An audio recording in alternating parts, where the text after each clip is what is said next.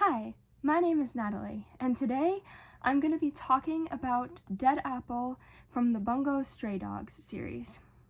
Like I've done in the last video, I'm not going to have an intro or anything, so we're just going to jump right into it. Dead Apple is highly considered to be one of the most confusing parts of the Bungo Stray Dogs series. It wasn't originally part of the series. In fact, it was made specifically for the anime and then was converted over into books or manga. I have yet to read all of the manga, but I have listened to the light novel on audiobook and have watched the full anime of that particular movie. Basically, it's the only movie that's part of the Bungo Stray Dogs series too. So it's a lot of firsts, as Kafka Eskagiri said, and he also had someone else that wrote it for him, and they should also get credit. Unfortunately, I can't remember their name, but I think it begins with a G.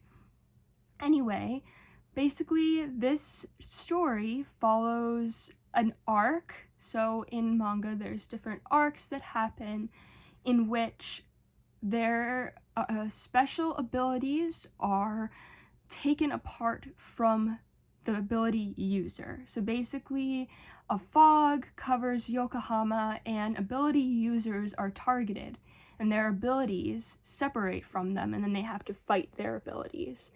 The reason it's called Dead Apple is because there's this whole part about apple suicide in there. If somebody eats an apple that is poisoned, is that, like in the Snow White tale, is it because they were targeted? Or is it because they were trying to commit suicide? And there's a lot of play on apple imagery, the fall in biblical Christianity, and a lot of other just really random symbolism thrown in there. Just so you all know, this is going to be a spoilerific video. I've just kind of given the brief outline at the beginning here, but I'm going to be going into really big details here. So just forewarned, you are now ready to experience all the spoilers possible.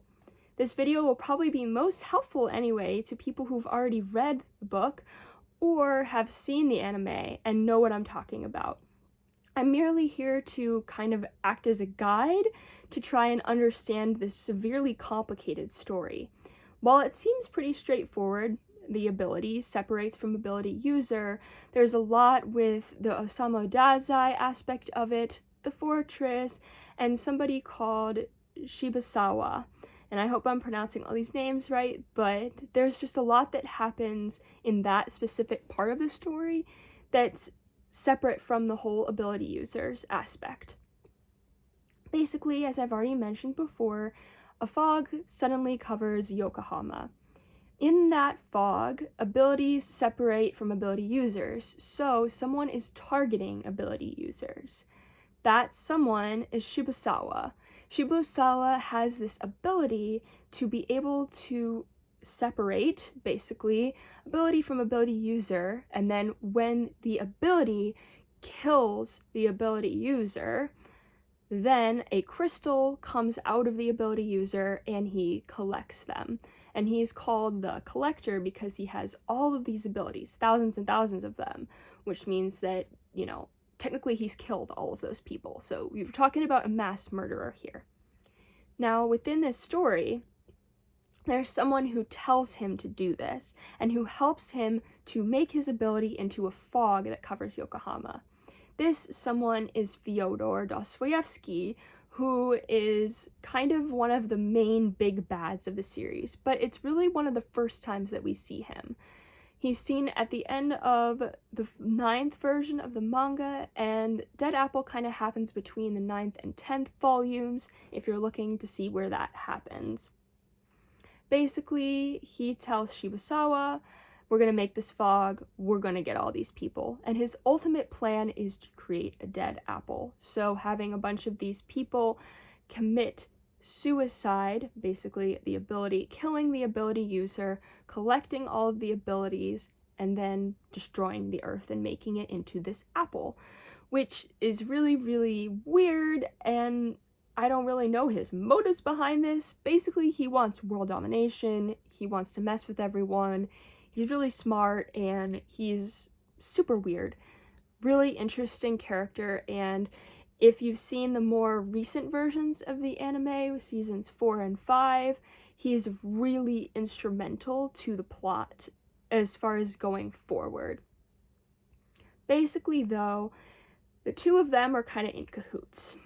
And Dazai, who is part of the Armed Detective Agency, figures this out. As soon as he learns about all of these things happening, that there's these fogs that have been happening, and that ability users have been killing themselves, supposedly, he thinks back to a time when he learned about Apple's suicide. And he kind of has all these flashback scenes where he thinks about his old days in the Port Mafia. Dazai is one of the connecting bridges in this series between the two groups that are frequently in conflict, the Armed Detective Agency and the Port Mafia. When he starts thinking about Apple's suicides, he's reminiscing about his friend Oda, who is somebody who he used to know while he was in the Port Mafia, and Oda was one of his very, very best friends. He goes to his grave, and then he goes to the bar, and he flashbacks to a scene where he's talking to Oda about these Apple suicides. He kind of connects the dots, realizes that, oh, the ability users aren't actually committing suicide, and kind of figures out that the ability is separating from ability user. So he's like already 5 steps ahead of the game. And basically, he confronts Fyodor and Shibusawa and kind of pretends to be in cahoots with them. Unfortunately, they have a plan to eliminate him, to take him out, because they know that he's trying to double-cross them, but then he has a plan to kind of double-cross them. So it's like 5 plans in one to try and take over Yokohama. It's crazy, and that's why it gets really complicated. Now, basically, here's the little thing that happens within the collector area, or the Dragon Palace, which is what that area where all those little collections is basically called. Now, as I said before, Fyodor wants to create a dead apple. He wants to take over the world. And he's working with Shibusawa to do this, to collect all these abilities and kind of end the world, and basically turn Shibusawa into a dragon. I know, super crazy. He knows a bunch about Shibusawa's background. Now, what Shibusawa does not know, and what he's yearning for, is the ability to get his memories back. He can't remember a lot of things. And he thinks that by getting Dazai's ability, No Longer Human, which is a nullifying ability, he will be able to get his memories back. Fyodor knows that he won't get his memories back because he knows that Shibusawa is dead, and that Shibusawa is kind of in this half-alive, half-dead state. And so, he knows that he can turn Shibusawa into a dragon. Now, I know this is getting just so complicated, so many parts, but I hope it's making sense. But now, because he wants to turn Shibusawa into a dragon, he's using him, and so he's kind of like in the position of power, whereas Shibusawa thinks that they're equal, and he thinks Fyodor is trying to help him get his memories back.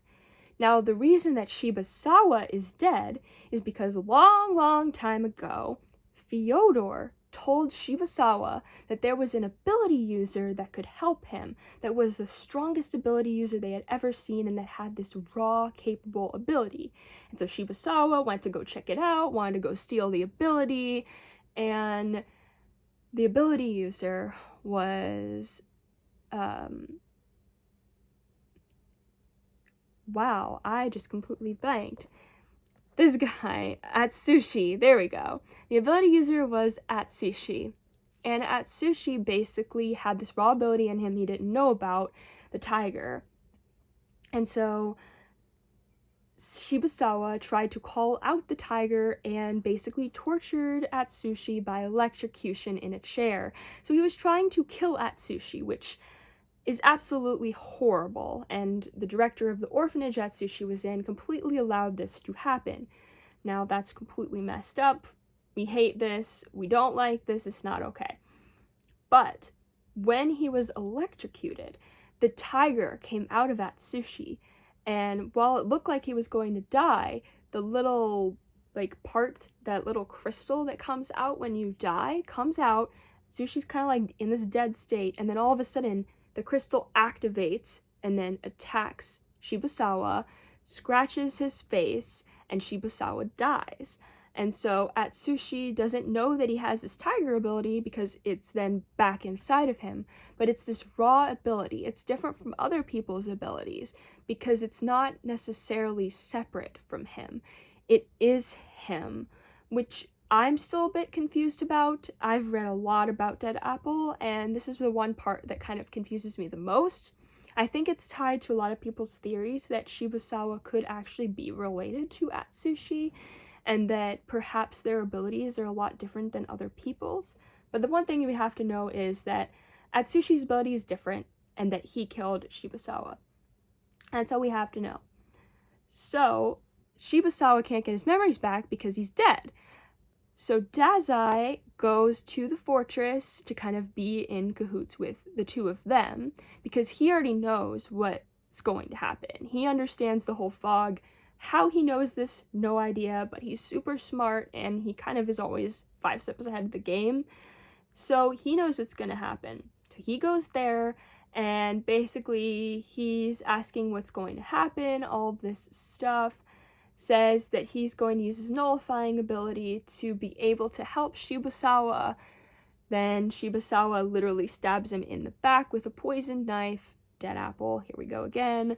And Dazai dies, and basically his ability comes out of him. And Shibusawa's like, yay, this is going to be the answer to all of my questions, and I'm finally going to get my memories back. And he doesn't. And then he basically turns to Fyodor and is like, what's going on? And Fyodor's like, don't you remember? And then we have all these flashbacks with Atsushi. During this entire time, Atsushi, Kyoka, and Akutagawa have been fighting their own abilities. And Akutagawa and Kyoka get their abilities back, but Atsushi can't, and he's trying to figure out why he can't, and basically he meets Shibusawa in that dream space, and they both learn the truth about that whole electrocution episode.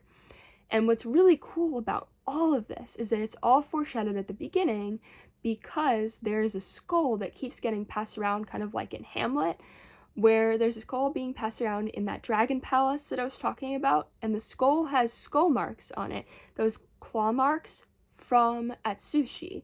And so that skull is Shibusawa's skull, and eventually his body does become that skull, and Fyodor holds it, and all this crazy stuff. So, basically, this whole story is to figure out that Atsushi killed somebody, and that he has a different ability than everyone else. And now you're probably wondering, what the heck happens to Dazai? He's just sitting in the palace dead. Well, he knows that Chuya will come and save him. Chuya was his best friend in the mafia. Now they kind of have this rivalry that's borderline affection with each other. And I don't mean platonic, but basically the two of them kind of hate each other, but also understand one another. And so Chuya goes to go kill the dragon, because remember, Shibusawa turns into this dragon. So he goes to try and kill the dragon. And as he's killing this dragon, he enters his full state, which is corruption.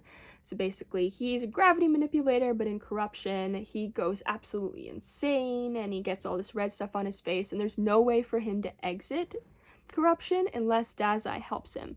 So he kicks Dazai in the face. Dazai chews on a pill because he was prepared to be killed, and the pill wakes him back up, brings his little ability back, he touches Chuya, and everything is fine. And the dragon disappears and then becomes the skull, which the claw marks are on, and Fyodor tries to build this big dead apple, but then all the rest of the company comes in and stops him.